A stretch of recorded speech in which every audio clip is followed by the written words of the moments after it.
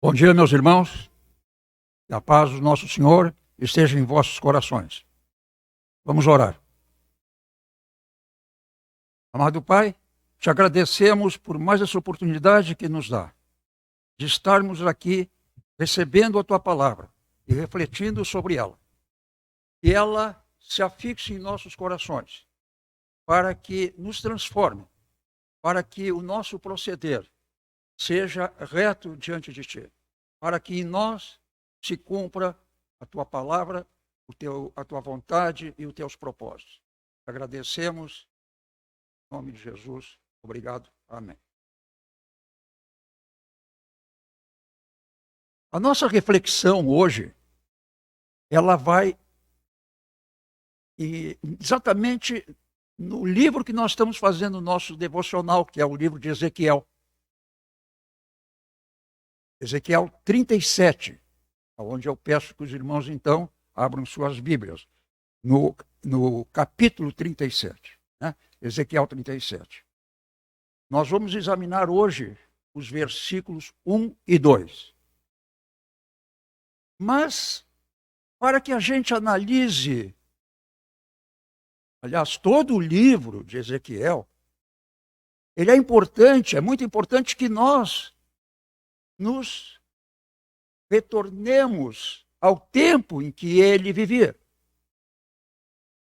Em que condições ele estava escrevendo, em que momento ele viveu, qual era o contexto da época que ele escreveu o seu livro. Na verdade, toda a Bíblia é assim.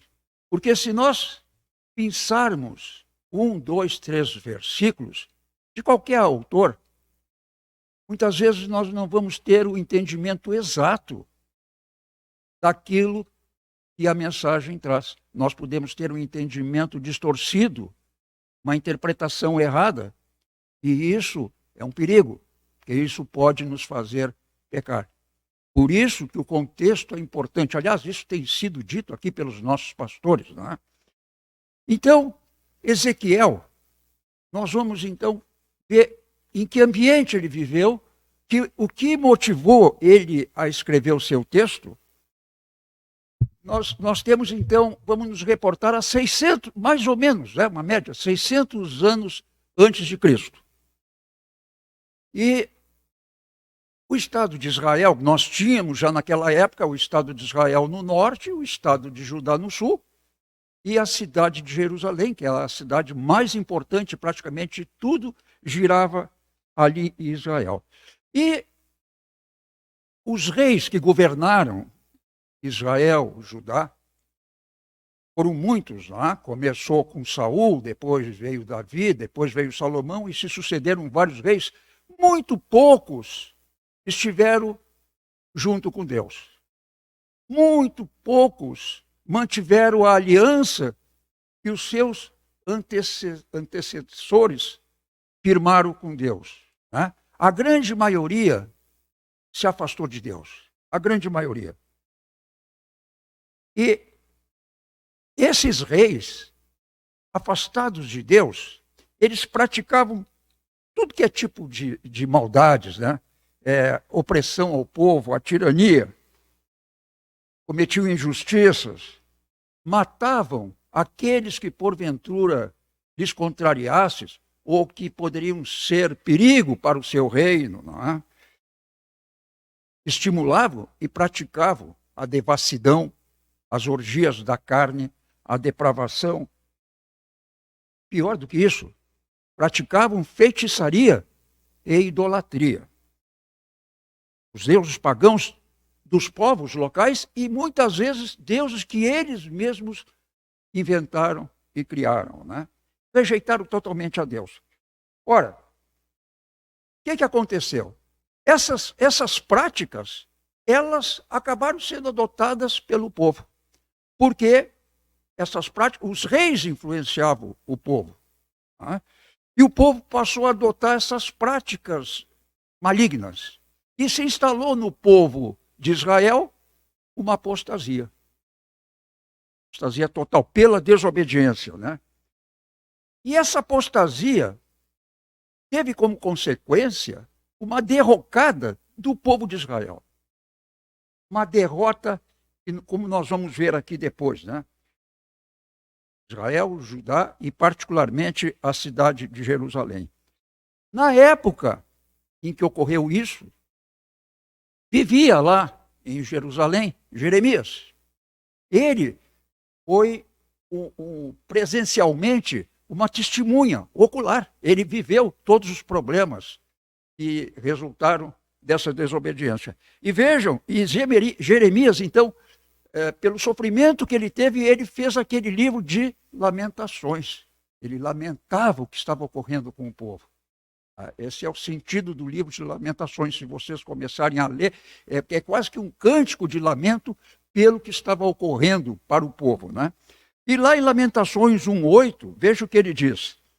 Jerusalém pecou gravemente e por isso se tornou repugnante. Todos que a honravam agora a desprezam porque lhe viram a nudez. Isso aqui, ele diz tudo aqui, né? Jerusalém se tornou repugnante aos olhos de Deus, porque, e aos olhos de todos, porque lhe viram a nudez, foi descortinado o estado pecaminoso que vivia aquele povo, né? E aqui, então, em cima disso aqui, nós vamos fazer uma pequena reflexão, que é das aparências. E me levou até Mateus, lá 23, 27, quando Jesus chamou os fariseus e os mestres da lei, lá, né? E Jesus disse assim, Jesus chamou esses mestres da lei, né? E os fariseus, e chamou-os de sepulcros caiados. Lembra? Vocês vão lá, vocês vão ver. Sepulcros caiados. O que significa isso? Belos por fora, lindos, mas podres por dentro. Igual a Jerusalém da época, né? Cidade bonita, próspera, linda, mas podre pelas suas atitudes, pela sua desobediência a Deus, não é? E é isso que nós temos hoje, e sempre tivemos pessoas que aparentam uma certa coisa, aparentam visual, aparentam serem íntegras, sérias, retas, falam palavras encantadoras, maravilhosas, mas nós vamos ver por dentro só tem sujeira, né? É tipo aquele produto que nós vemos no supermercado, bonita a embalagem, mas depois tu compra, vê ali todas aquelas informações maravilhosas, te convence, mas quando tu vai olhar por dentro, que tu vai usar, tu vê que é uma porcaria, uma mentira absoluta, né?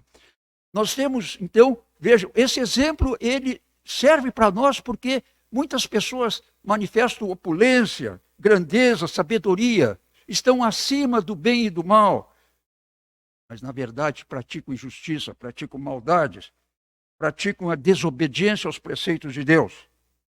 E muitos ainda dizem inverdades, mas se colocam como sendo arautos da justiça e da verdade, né? Por exemplo, os falsos profetas, né?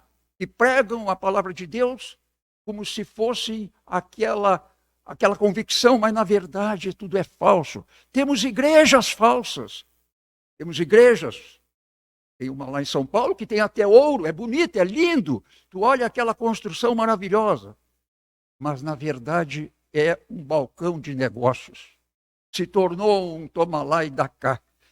Repugnante aos olhos de Deus. Falsidades, né? Igual a Jerusalém naquela época. Igual, não muda, não mudou, né?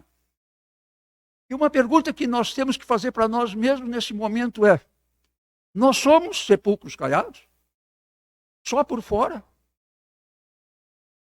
Nós somos embalagem enganadora? Somos farsantes? Se nós somos isso, nós somos repugnantes aos olhos de Deus. Como foi o povo de Jerusalém.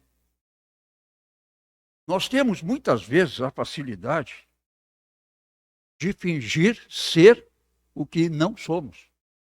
Tome cuidado. Isso é com todos. Muitas vezes nós queremos fingir para alguém ou para uma determinada coletividade o que nós não somos. É ser falso. Lembro de uma frase que diz que assim, ó, moldura bonita não melhora um quadro ruim. Melhora um quadro ruim. Então nós temos que ter esse cuidado de não sermos falsos. E eu estou trazendo esse assunto porque era isso que aconteceu com Jerusalém, que foi repugnante aos olhos de Deus.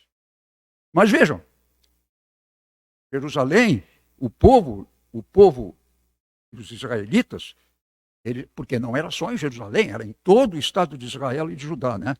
Eles receberam um castigo de Deus. E no próprio Jeremias 19:15 diz assim, ó: assim diz o Senhor, Rei dos exércitos e Rei de Israel: eis que trarei sobre essa cidade e sobre todas as suas vilas todo o mal que pronunciei sobre ela, porquanto endureceram a sua cerviz para não ouvirem a minha voz. Para não ouvirem a minha voz. Desobediência total, né? Veja, então aqui começa o castigo. Deus, então, face ao desprezo que ele recebeu, ele lança um grande castigo ao Estado de Israel, né? E ao povo, consequentemente, né? E inicia-se ali, então, um período negro, um período difícil, um período trágico para aquele povo. Primeiro, Deus permite que os assírios invadam Israel no norte. E depois, Deus permite que os babilônios, comandados por Nabucodonosor, invadam Israel no norte, expulsam os assírios, e depois invada Judá no sul e Jerusalém. E essas invasões desses exércitos não era na base do diálogo, direitos, não, aquilo ali entrava e matava todo mundo.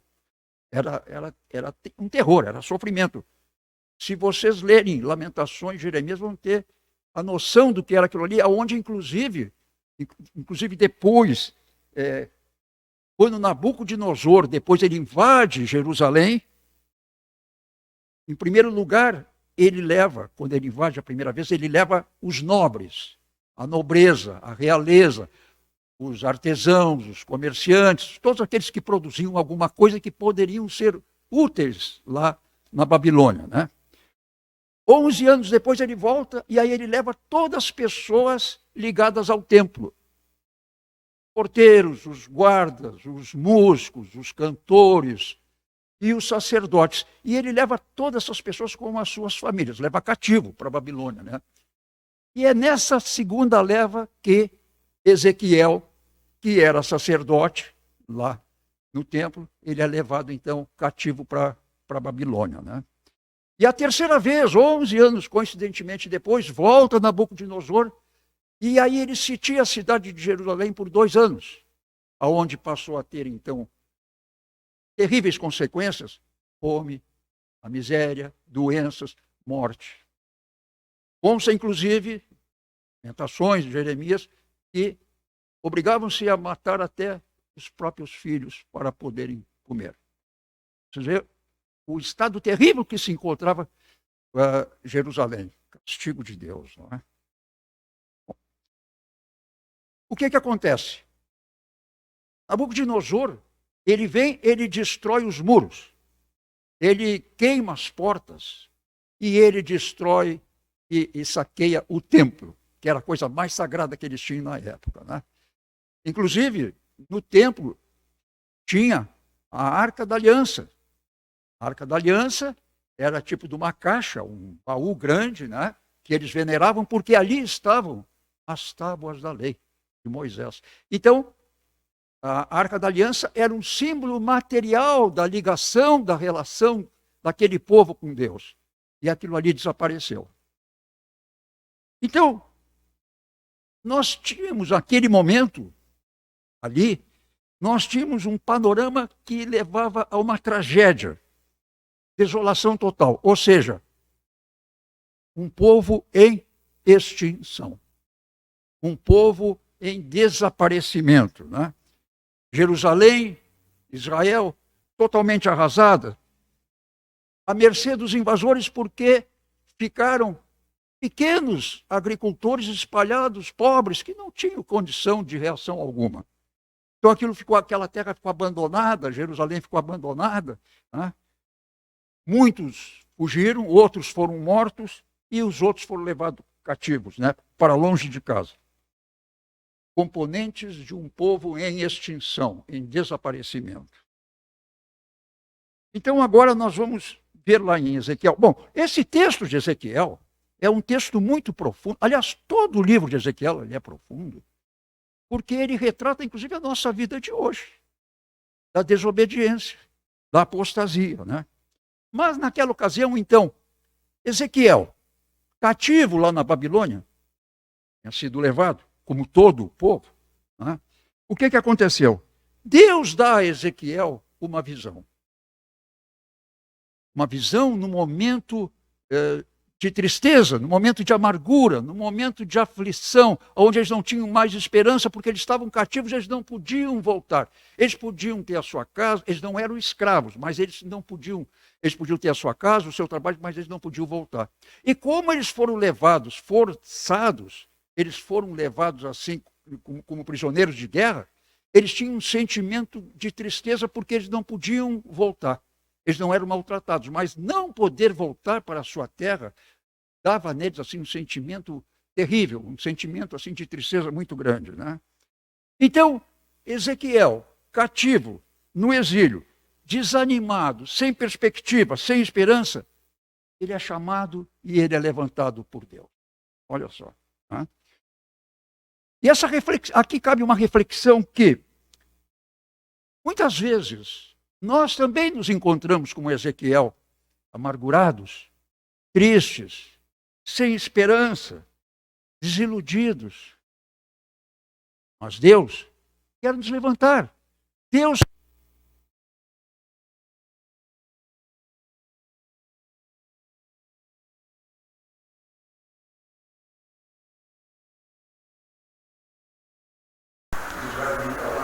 Deus também quer nos levantar. E nós não podemos, nós não nos damos conta. Bom, mediante então esse quadro, nós vamos agora ver o versículo 1 do capítulo 37 de Ezequiel. Vocês querem, vocês podem abrir os seus livros, né? O versículo 1 que diz o seguinte, Ezequiel falando, né? Veio sobre mim a mão do Senhor e me levou pelo Espírito. Veio sobre mim a mão do Senhor e me levou pelo Espírito. E me deixou no meio de um vale que estava cheio de ossos. Veio sobre mim a mão do Senhor e me levou pelo Espírito e me deixou no meio de um vale que estava cheio de ossos. Então aqui o que nós podemos examinar com mais detalhe. A mão do Senhor conduziu Ezequiel para um vale cheio de ossos, que significa um cemitério de mortos, sem vida, mortos para Deus. Vejamos bem o seguinte, não era mortos em carne, não, mortos para Deus. Por quê? Porque eles não tinham mais relação com Deus. E quando alguém não tem mais relação com Deus, está afastado de Deus pela sua desobediência, ele está morto para Deus. E foi o caso, então, aqui do povo de Israel, o povo israelita. Isso significa, meus queridos irmãos, que a mão do Senhor também está sobre nós. A mão do Senhor também está sobre todo mundo, porque Ele quer, como Ele conduziu Ezequiel, Ele também quer nos conduzir para tarefas, para lugares muitas vezes áridos, desconhecidos, cheios de adversidades. Deus quer nos conduzir, Ele quer levar a nossa vida e direcionar a nossa vida para quê? Para que sejam cumpridos os seus propósitos. Como foi o caso de Ezequiel. Deus nos coloca muitas vezes em lugares porque Ele quer que sejam concluídos, sejam feitos seus propósitos. Nos coloca no trabalho, no nosso ambiente de trabalho, nos nossos vizinhos, nos nossos amigos, na nossa família, na nossa igreja. Aonde Deus nos coloca, Ele nos conduz para alguma tarefa, para alguma coisa a seu benefício, para a sua obra, né?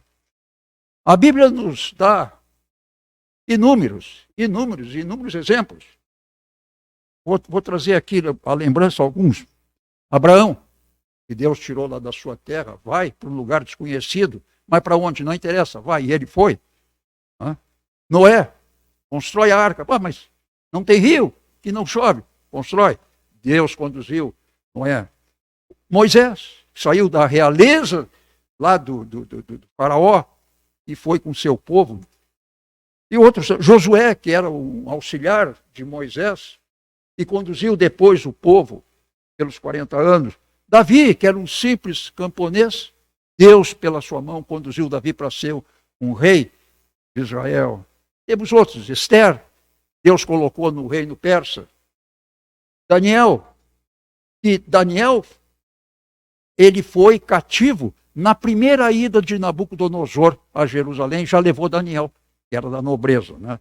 Foi também lá, e Daniel foi para junto do rei, lá na Babilônia, junto de Nabucodonosor. Não é? Então, José do Egito, que jovem, menino ainda desprezado pelos seus irmãos, Deus levou ele e foi escravizado, depois foi trabalhar na casa do chefe da guarda, lá do faraó, foi preso, e a mulher tentou seduzi-lo, e ele não quis, não aceitou, foi preso, depois se tornou o segundo homem mais importante no Egito, governador. Deus conduziu José do Egito. Né? Gideão, que com poucos homens derrotou exército, enfim, temos vários exemplos de pessoas que Deus conduziu para determinadas obras. Deus nos conduz também para que façamos alguma coisa no meio que Ele nos colocou. Os profetas, Deus conduziu, os discípulos, enfim, tantos e tantos e tantos. Né? Vamos ficar aqui na nossa igreja. Olhem a maravilha que é isso aqui. Olhem essa arquitetura. Olhem essa igreja aqui. Quem é que fez? Certamente Deus. Mas quem é que Deus usou? O menino jovem, moço jovem, Roger, que virou nosso pastor Roger lá dos Estados Unidos, que veio para cá. Deus conduziu ele e a sua esposa para cá, para fazer essa obra aqui. E daqui ele fez muitas obras aqui na Grande Porto Alegre. Vendo como Deus conduz com propósitos, com objetivos. Né? Jovem, nosso jovem de Barueri, pastor Wesley, imaginava um dia vir para Porto Alegre. Veio para Porto Alegre. Deus conduziu o casal para cá para fazer a sua obra. Né? Tivemos agora, nós estamos falando aqui da nossa igreja nesse momento. Nós tivemos agora recentemente o episódio do pastor Daniel, que Deus colocou junto com a irmã Luciana. Imaginem se ela estivesse sozinha nesse período, sofrendo, médico, hospital, medicação, volta, vai. Deus colocou o pastor Daniel junto com ela, porque Deus já tinha decidido que ia levá-la. E colocou o pastor Daniel com ela, para que desse força, coragem, ânimo, com ela estivesse ali orando, ajudando, buscando resolver todas as questões relativas à enfermidade dela. Deus conduziu. Mas tem uma coisa. Toda vez que alguém se destina a fazer uma obra de Deus, aparece quem? Satanás. Ele aparece. Ele vai criar todo tipo de obstáculo possível. Você pode ter certeza. Porque ele não quer. Ele quer nos afastar de Deus. Mas atrapalha? Claro, e muito. Satanás atrapalha muito. Mas ele não impede a obra, porque Deus é que está no comando. Porque a mesma mão que levanta é a mesma mão que conduz. E a mesma mão que conduz permanece junto. Permanece junto. E essa mesma mão que permanece junto é que vai comandar todo o processo. Vejam, Davi, que foi um rei levantado por Deus, em 2 Samuel 5:10, está escrito assim, ó. Ia Davi crescendo em poder cada vez mais, porque Davi combatia os exércitos que estavam ao redor, principalmente os filisteus, tá? E com vitórias e mais vitórias. Então está lá em 2 Samuel 5,10 que diz: ia Davi crescendo em poder cada vez mais, porque o Senhor dos exércitos estava com ele. O Senhor dos exércitos estava... Quando Deus está conosco, a vitória é certa. Lá em Deuteronômio 31,8 diz: o Senhor é quem vai diante de ti, Ele será contigo, não te deixará nem te desamparará. Deuteronômio. Né? Então, a reflexão que nós temos hoje aqui, que por maiores que sejam os desafios que Deus nos propõe e nos coloca, nas circunstâncias que for, com todas as adversidades possíveis, nós temos que manter o ânimo, nós temos que manter coragem, nós temos que manter a nossa determinação, a nossa perseverança com fé. E muitas vezes nós não vemos resultados. Quantas vezes nós falamos de Jesus para alguém e trabalhamos e falamos de novo e aquilo se repete e nós não vemos resultados. Mas isso não é motivo para desanimar. Não é motivo para desanimar.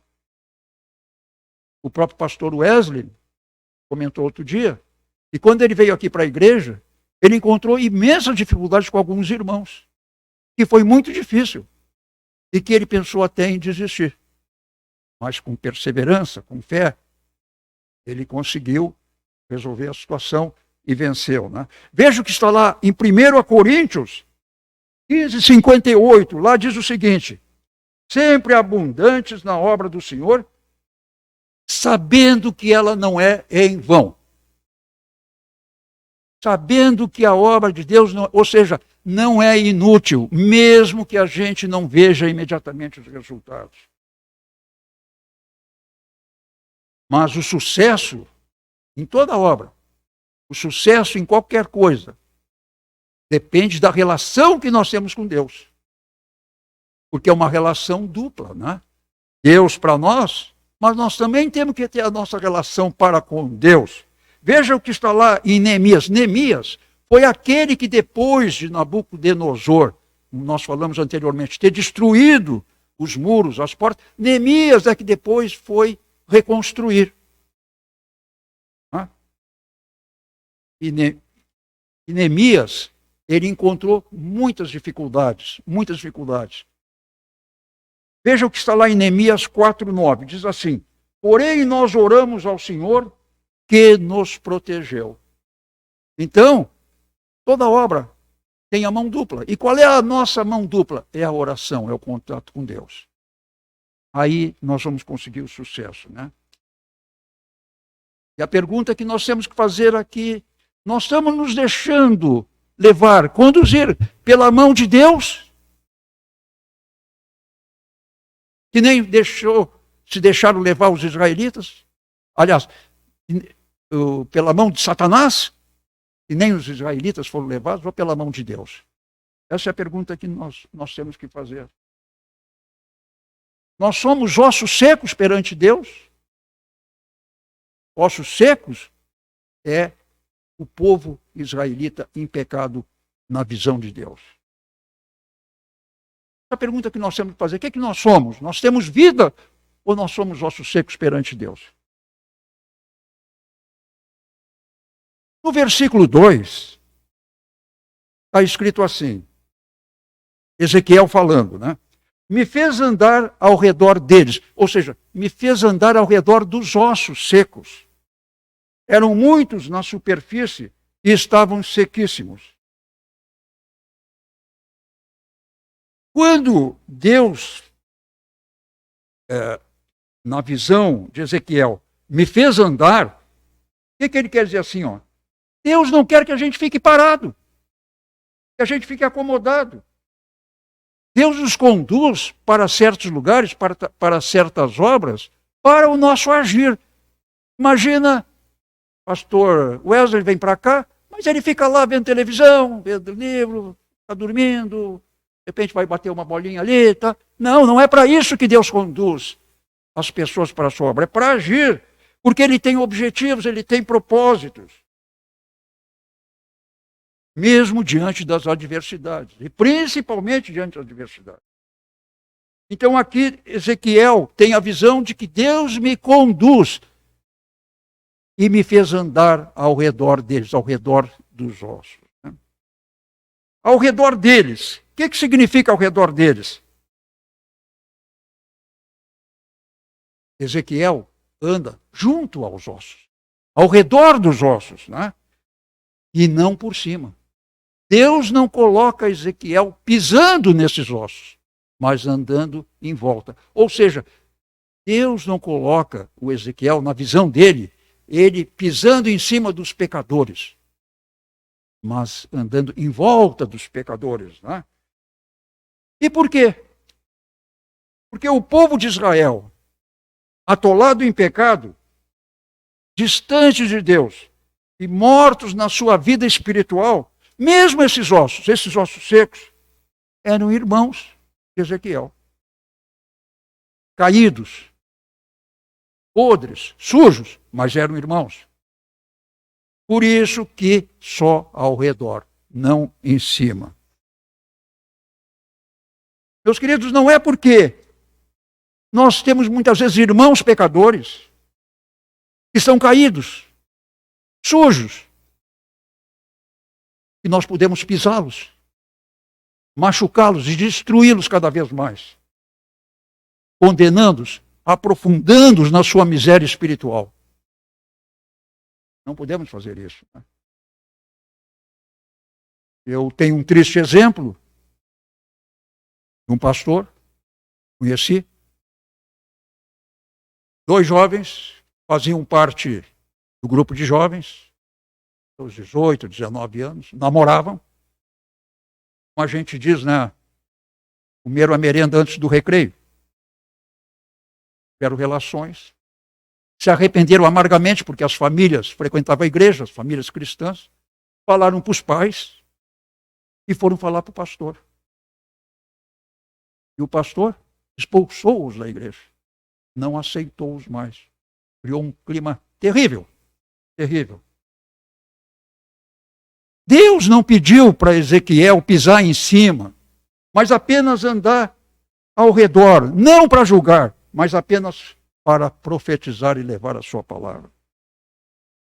E aí me levou lá para Mateus 7:1, textos conhecidos, quando diz, não julgueis para não seres julgados. Mateus 7:3, por que reparas tu no argueiro que está no olho do teu irmão e não vês a trave que está no teu próprio olho? Isso significa que todos nós pecamos.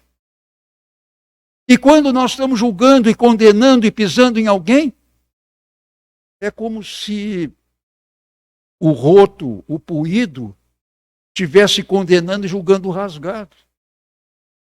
E nós temos a mania de ser que nem um macaco, só olhamos para o rabo dos outros. Vejam, mesmo nas maiores desgraças, nos maiores infortúnios, nas derrotas dos nossos irmãos, a nossa missão não é tripudiar. Nós não podemos enterrá-los cada vez mais. Não podemos submetê-lo a maior sofrimento, ainda maior. Mas muito pelo contrário, nós temos que nos aproximar, estando juntos, estender a mão. Para quê? Para reerguê-lo. Reerguê-lo para uma nova vida. Para uma nova vida através do Evangelho. Por isso é que Deus deu a visão a Ezequiel andar em volta, não pisando neles, né? Porque a justiça e o julgamento cabe somente a Deus. É nosso dever levantar pessoas e mostrar para essas pessoas que há salvação, sim, que elas podem ser regeneradas em Jesus Cristo. Esse é o nosso dever, essa é a nossa obrigação.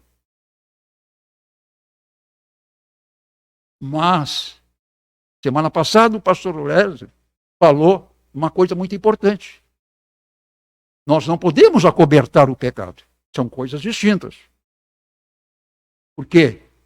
Quem cala, consente. Nós estaríamos sendo coniventes com o pecado. Sabendo que um irmão, uma irmã está em pecado, e ficamos omissos com relação a isso aí. Veja o que está lá em Gálatas 6:1. Se alguém for surpreendido em pecado, vocês que são espirituais deverão restaurá-lo com mansidão. Ou seja, nós devemos repreender, devemos alertar para o pecado da pessoa, mas sem arrogância, sem julgamento, porque o nosso objetivo é levar essa pessoa ao arrependimento, para que ele tenha uma nova vida. Okay? Nós vemos aqui uma outra coisa com relação a esses ossos secos que Ezequiel viu, a visão dele.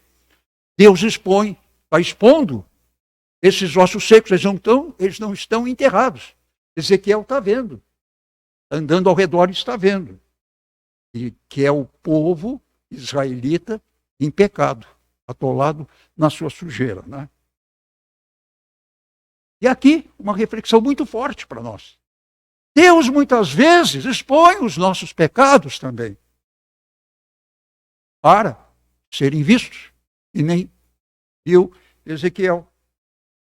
Deus expõe os nossos fracassos, a nossa sujeira.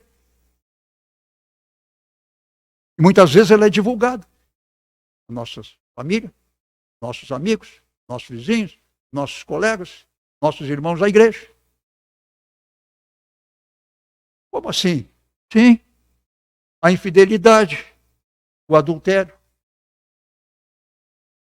Eu conheci um taxista, um dos tantos exemplos, e um senhor já de idade, chefe de família, era pai e era avô. E esse cidadão, ele diariamente, quando ele voltava para casa, no final da jornada de trabalho, ele passava no mini mercado e comprava lá as coisas para o lanche da noite. E tinha uma caixa. E aí ele começou a ter uma relação com essa caixa diariamente. E acabou, então, ele se amaziando com essa moça, essa senhora, que eu não sei quem é. E, evidentemente, aí o que aconteceu? Deus expôs, estourou na família. Foi rejeitado pela família, pelos filhos, pelos netos. Perdeu o táxi, perdeu a casa e perdeu a amante também, que também não quis mais nada. Era um pobre miserável na rua. Porque Deus expõe, pode ter certeza, um dia mais cedo ou mais tarde, isso vem à tona. Os adultérios, as mentiras, quantas vezes somos pegos em mentiras? Crimes, quantas vezes para alguém, uma viatura ali perto da nossa casa, é a polícia pegando alguém, mas aquela pessoa, nosso vizinho, a gente estava bem com ele, era um criminoso. Deus revela. O roubo, corrupção. Olha, temos exemplos aqui com Mensalão, Petrolão e outras tantas coisas. Muitas vezes tomamos conhecimento de pessoas, mas como é que pode? Aquela pessoa era tão legal, uma aparência tão bacana. Nossos filhos conviviam com seus filhos. Deus revela os nossos podres, a nossa sujeira. Assim como está revelando, como revelou para Ezequiel aqueles ossos secos na superfície para que Ezequiel visse os pecados dos israelitas. Quantos religiosos, essa semana, veio que uma igreja aí vai ter que pagar milhões e milhões de reais por causa de pedofilia. E aí, imagina aqueles fiéis que iam lá na igreja e viam aquela pessoa, inclusive pregando, dizendo maravilhas, levando a palavra de Deus e de repente é um pedófilo. Deus revelou. Mostra. Os pedófilos, religiosos pedófilos, são muitos. Os médicos nos consultórios que abusam das mulheres. Essa semana estourou mais um caso. Um dia Deus revela.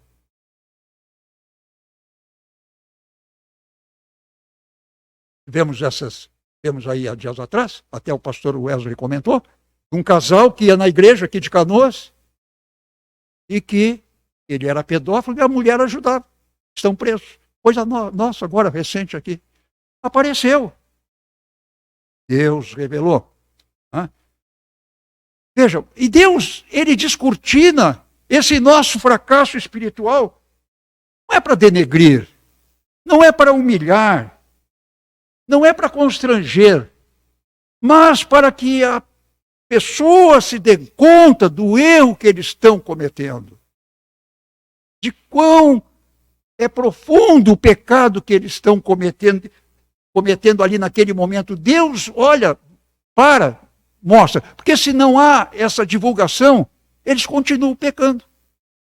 Se não aparece, continua. Então Deus, para interromper, mostra, revela. E também para que sirva de exemplo. Para que sirva de exemplo. Lá em Daniel 2, 22, diz o seguinte, ó: Deus revela o profundo e o escondido. Deus revela o profundo e o escondido. Isso quer dizer que um dia a nossa sujeira poderá aparecer. Paremos. Pensemos nisso, paremos de pecar. Porque um dia nós poderemos ser desmascarados perante a nossa família, perante os nossos amigos, perante os nossos colegas. Tem um literato, um pensador americano, chamado Francis Bacon. E há muitos anos eu vi uma palestra dele, e ele disse lá pelas tantas o seguinte: por que aprender com os próprios erros, se nós podemos aprender com os erros dos outros? Se eu estou vendo que aquela pessoa cometeu um erro, e que foi revelado, e que aquilo está sendo muito penoso, terrível para aquela pessoa, por que eu vou cometer, se eu sei que eu vou também passar pelo mesmo processo? É isso que ele quer dizer aqui. Então Deus revela para que a pessoa se dê conta e para que os outros também vejam como exemplo. Então, nesses 2 primeiros versículos, nós vamos, no próximo domingo, continuar fazendo uma reflexão sobre o versículo 3, 4, 5 e 6. Mas hoje nós vamos examinar apenas esses 2 versículos. E a conclusão que nós chegamos aqui é a seguinte: todos nós sabemos, e se confirma cada vez mais, que Deus odeia o pecado. E o pecado traz consequências sérias, terríveis, traz consequências funestas ao homem. Porque Deus, na sua absoluta pureza, ele não se relaciona com sujeira, com pecado. E ele pune. E pune muitas vezes. A desobediência é a principal causa que afasta o homem de Deus. E quando o homem é afastado de Deus, Satanás toma conta. Não tem outra opção. Outro está no caminho de Deus, outro está no caminho de Satanás. Não existe meio termo. Não há opção para nós nessa escolha. E o homem dominado por Satanás pratica todo tipo de mal, todo tipo de crime, todo tipo de coisas abomináveis a Deus. Veja o que está lá em Tiago 1,14. Em Tiago 1,14 diz o seguinte: mas as pessoas são tentadas, e quando são tentadas e enganadas pelos seus próprios maus desejos, no 15, então esses desejos fazem com que o pecado, quando está maduro ou consumado, produza a morte. Satanás coloca desejos, e quando maduros, prontos para ser realizados ou realizados, esses desejos nos produz pecado, nos produz a morte perante Deus, nos transforma em ossos secos. É exatamente isso que eram o povo israelita perante Deus, quando Deus deu essa visão para Ezequiel. Mortos perante Deus, ossos secos. E como estamos nós? Somos ossos secos? E se somos ossos secos, se estamos em pecado, Como é que nós podemos voltar para Deus? Como é que nós podemos nos limpar? Como é que podemos ter vida novamente com Deus?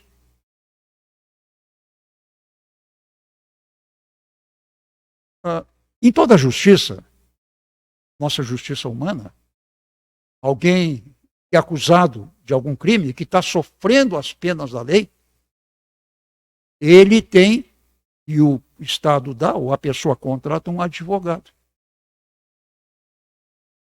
Com Deus a mesma coisa. Deus nos deu um advogado. Aqui nós temos a justiça gratuita e Deus deu também um advogado gratuito para nós. E vejam lá, está em Romanos 6:23. Porque o salário do pecado é a morte. Sabemos, né? Mas o dom gratuito de Deus é a vida eterna, por meio de Jesus Cristo nosso Senhor. E aí no dia do julgamento, no juízo final, Jesus vai dizer, esse aqui me procurou para ser seu advogado. Aquele procurou outro advogado.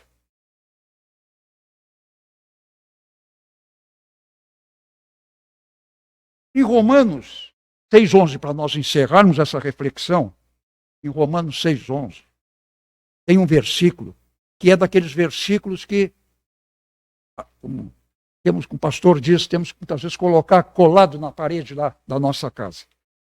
Mas a essência desse versículo, a essência dele, não é assim que ele diz, mas a essência é essa. Ó. Quando estamos mortos para Deus, nós estamos vivos para Satanás. Quando estamos mortos para Deus, estamos vivos para Satanás. E quando estamos mortos para Satanás, aí sim, nós estamos vivos para Deus. Essa é a essência desse versículo 6:11 que está lá em Romanos. Ok? Vamos orar, meus queridos. Amado Pai, a reflexão sobre a Tua palavra que estamos vendo nos mostra o quanto somos pecadores e o quanto te decepcionamos, pois muitas vezes nos tornamos desobedientes. Muitas vezes fraquejamos na fé no nosso dia a dia. E por isso, Pai, abrimos uma brecha para Satanás, para que ele faça investidas em nós. Por isso, Pai, com o coração arrependido, pelos erros e pecados cometidos, te pedimos perdão e misericórdia. Afasta de nós o maligno. Limpa de nós as nossas sujeiras, para que perante de ti não sejamos ossos secos que nem foram os israelitas, mas filhos teus, cheios de vida, através de Cristo Jesus, nosso Salvador. Amém.